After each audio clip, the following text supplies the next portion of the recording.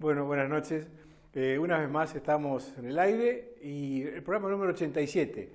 Vamos a saludar a Carolina para que nos lea los principales temas para esta noche. Buenas noches, Carolina. ¿Cuáles son los temas que vamos a estar desarrollando en esta noche? Buenas noches, Franny. Los temas para esta noche son: ¿qué le pasa a la oposición? Concepto congelado de la identidad del pobre, la prevención y la impunidad en la política. Entrevista al concejal Ivone Jaurena Cambiemos, Hernán Godoy y lo que pasa en la semana. Bueno, muchas gracias. Como decía, son tres momentos en esta editorial que vamos a estar hablando un poco de la oposición en función de cómo se prepara la oposición en estos momentos en que se vislumbra, o por lo menos las PASO así han demostrado, en principio una aproximación a una posibilidad de cambio de gobierno, es decir, cambio de signo de gobierno. Entonces, mirando un poquito lo que decía Santiago Kovalov hace unos días, nos permite reflexionar acerca de este tema. Y esa entrevista la separé en tres fragmentos, en tres partes, de los cuales cada uno iré analizándolo muy sintéticamente, pero que nos ayuda a pensar en función de los tiempos que se avecinan y sobre todo aquello que las urnas están diciendo a priori como consecuencia de lo que viene, pero que también, digo yo, las fuerzas políticas, independientemente de su signo, deberían y deben ir preparándose para aquellas fuerzas políticas que lleguen a ser electas por la ciudadanía a gobernar. Entonces, voy a la oposición, ¿no? ¿Cuál es la dificultad o impedimento que tienen los gobiernos no peronistas de desarrollar políticas que les permitan seguir en el gobierno por el apoyo de la gente o claudicar? Hemos visto a lo largo de la historia del 83 a la fecha que prácticamente de los gobiernos no justicialistas solo Macri pudo lograr terminar su mandato, Alfonsín no pudo, De la Rúa no pudo y a nivel provincial Montiel. Entonces la pregunta es, ¿qué tan fuerte o qué tan débil son los gobiernos no peronistas cuando llegan a gobernar, ya sea la nación o en este caso la provincia? Es una pregunta que me la he hecho muchísimas veces y las respuestas a estas preguntas surgen como consecuencia del devenir de los hechos a posteriori de, ya sea haber dejado el mandato, el gobierno antes de tiempo o, en el caso de Montiel, al finalizar ese mandato.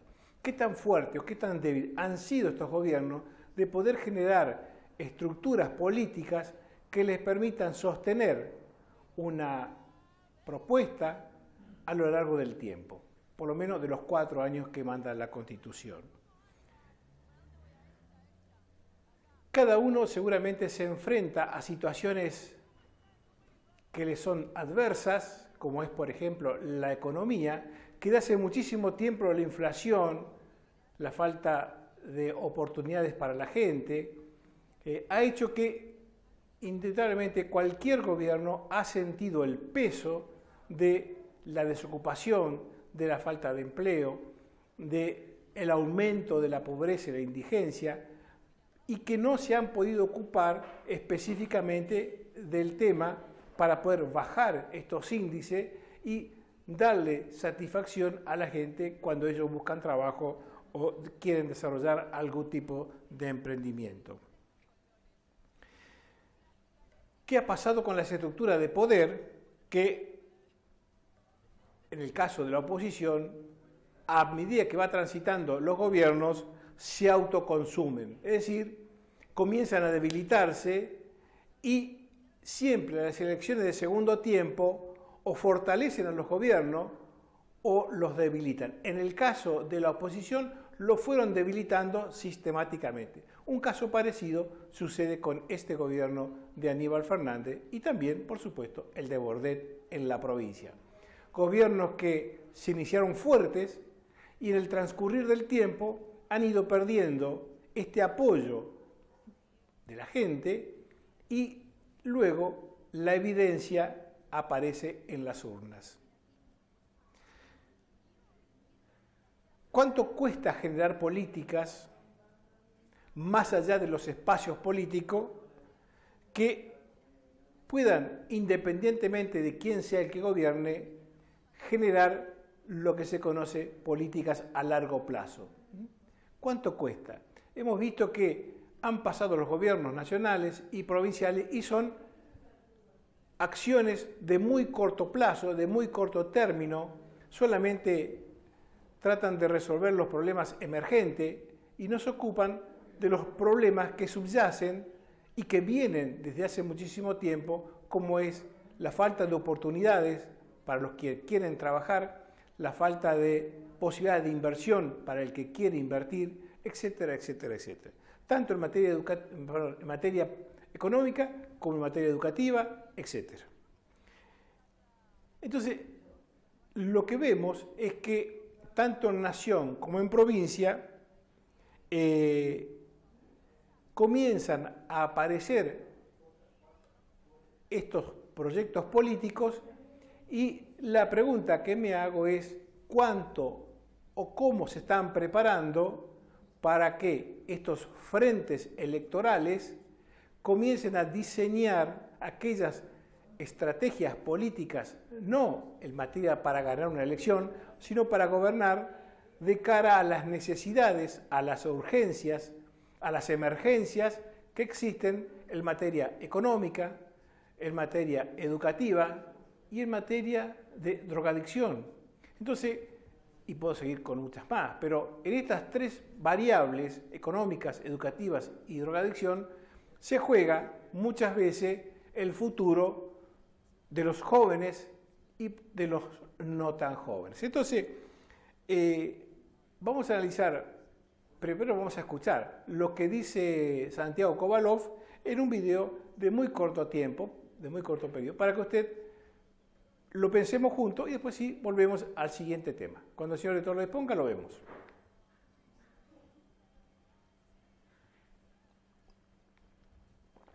Te estaba escuchándote y pensaba mientras te escuchaba en tu editorial tan diáfano.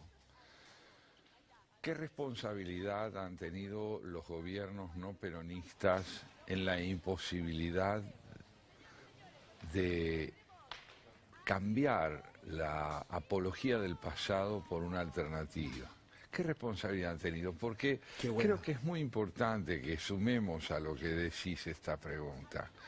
Y se debe a lo siguiente: si la oposición no supo crear una alternativa cuando estuvo en el poder, si fue capaz de acceder al poder y lo perdió en el poder,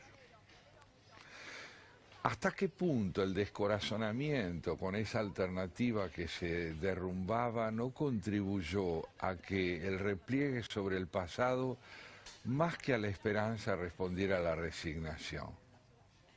¿Eso crees que pasó en 2019? Yo tengo la impresión de que sí, que en el año 19 la oposición pierde la mayoría porque no supo sostener en el poder el desarrollo de alternativas que abrieran un futuro en el plano económico.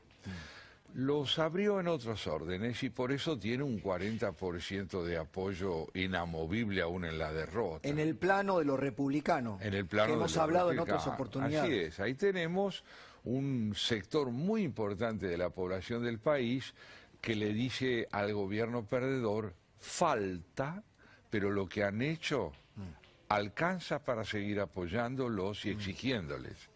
Ahora, tengamos en cuenta que si queremos saber por qué el pasado se reitera como alternativa, debemos analizar lo que va de las expectativas generadas por Perón, auténticas expectativas generadas por Perón, a la resignación y el miedo generado por la falta de alternativas que la oposición no ha sabido brindar. Vos sabés que cuando te escucho allí se me ocurre colocar la palabra pobrismo, el peronismo de las expectativas de Perón, transformado en este pobrismo, donde el peronismo, este rostro multiforme de esto que terminó siendo el peronismo, ofrece hoy, por ejemplo, planes de empleo que ya son rechazados por los propios beneficiarios y le suman el trabajo. Es decir, ya ese peronismo de la movilidad social ascendente hoy solo tiene por ofrecer planes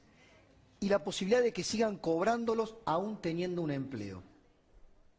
Bueno, siguiendo con este análisis de Santiago Kovalov, la pregunta es la resignación, ¿sí?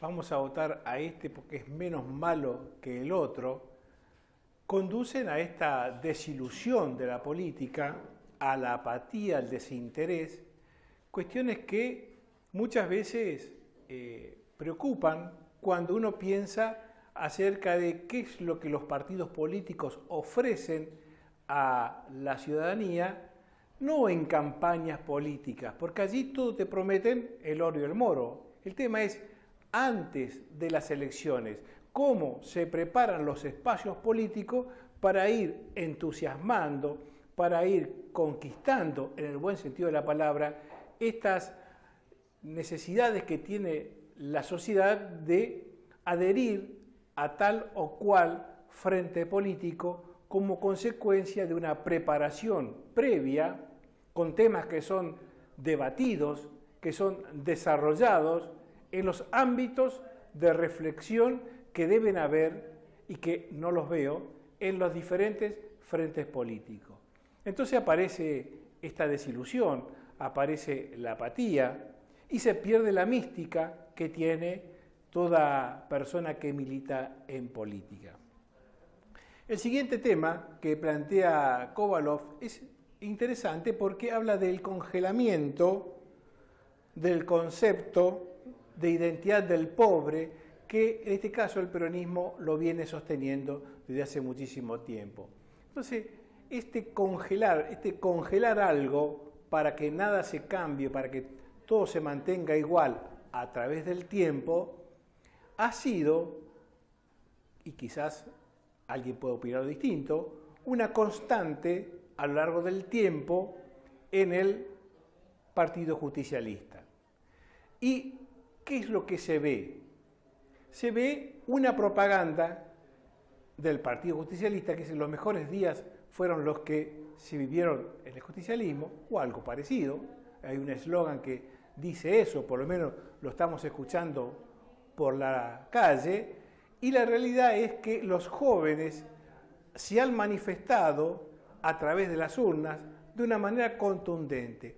Se han descongelado esta idea de que se resisten a seguir siendo pobres, se resisten a que le regalen una heladera, se resisten a que los compren con un pasaje, ya sea para un teatro, un boleto para un teatro, o un pasaje para la excursión dentro de 2 años, se resisten a la zapatilla porque quieren algunas cosas que todos las hemos querido: educación, trabajo y, como siempre digo, que la droga no los asfixie. Entonces, vamos a ver qué dice Santiago Kovalov con respecto a este concepto que plantea como el descongelar la identidad del pobre, cuando tenemos un 50% de pobres en Argentina, un altísimo índice de indigencia y 7 de cada 10 chicos son pobres en la Argentina. Ni hablemos de la deserción escolar, ni hablemos del abandono, no hablemos de las evaluaciones PISA del año que viene, no hablemos de nada de eso, simplemente vemos y escuchamos a ver qué dice Santiago Kovalov. Segundo video, por favor. En el oficialismo es un concepto congelado de la identidad del pobre. A ver, un concepto congelado de la identidad del pobre. ¿Por qué? ¿Qué piensa? Que es dependiente del Estado en cualquier condición, que aspira a eso, que quiere eso. y no advierte que la inseguridad, la inflación, el descuido en el orden sanitario, la falta de educación, pueden vulnerar la resignación que ha sido sembrada para convertirla en indignación y rebelión cívica. Ahí se pueden poner las imágenes de los jóvenes, de aquel joven que en La Matanza subió a un escenario y en forma burlona le dijo: a mí me gustaría ser chorro y vago como muchos de los que están acá, o ese joven que se le atrevió a enfrentarse a la maestra adoctrinadora. Digo, esas reacciones. Bien, ahí tenés dos síntomas a los que yo les sumaría otro, que es la reacción de los jóvenes en la provincia de Formosa. Tenés razón. Hace muy poco. En la provincia que parecía Siberia desde el punto de vista de su congelamiento, Sí. no de su temperatura. Sí, sí. Allí, de pronto, los jóvenes dicen: nos hemos quedado sin porvenir y no nos resignamos a ser parte del pasado. Por lo tanto, asociamos nuestra dignidad a la rebelión, porque no sé si podremos conseguir un futuro, pero el pasado no lo queremos más. Me parece que es muy importante entender el trastocamiento cultural al que se encuentra enfrentado un peronismo senil. Un peronismo senil. Senil en su concepción de la sociedad, porque al congelar su imagen del pobre y no creer que sobre él incida otra cosa que el paternalismo estatal, escribe su propio certificado de defunción electoral. Bueno, muy bien. Coincido con lo que estaban diciendo y sobre todo con esta idea de hay una mirada y un pensamiento senil acerca de un tema que es sumamente preocupante, que es la pobreza y es la indigencia. Uno escucha a las autoridades de Feliciano, por no llevarlo al plano provincial o nacional, y uno encuentra en esas mentes una estructura senil en cuanto a la forma de pensar y retrógrada en cuanto a las perspectivas hacia el futuro. Uno no encuentra propuestas acerca de lo que están diciendo delante de ese auditorio que estaba los otros días, el día 17 de este mes. ¿Qué encuentra? ¿Qué observa? ¿Qué ve? Un relato que mira hacia el pasado para ocultar el fracaso del presente. Se remontan, y la señora Miriam Espinosa, a 20 años atrás, para no hablar de aquello que es presente y es futuro. En ese sentido es que hablo y es que digo de una mentalidad senil de estos funcionarios que deberían renovarse de acuerdo a lo que indique las cartas orgánicas de los partidos y proponer a la sociedad nuevas ideas con mentes nuevas. No se es senil a los 80, se puede ser senil a los 20. Lo importante es cuáles son estas ideas nuevas que promueven personas que están en política.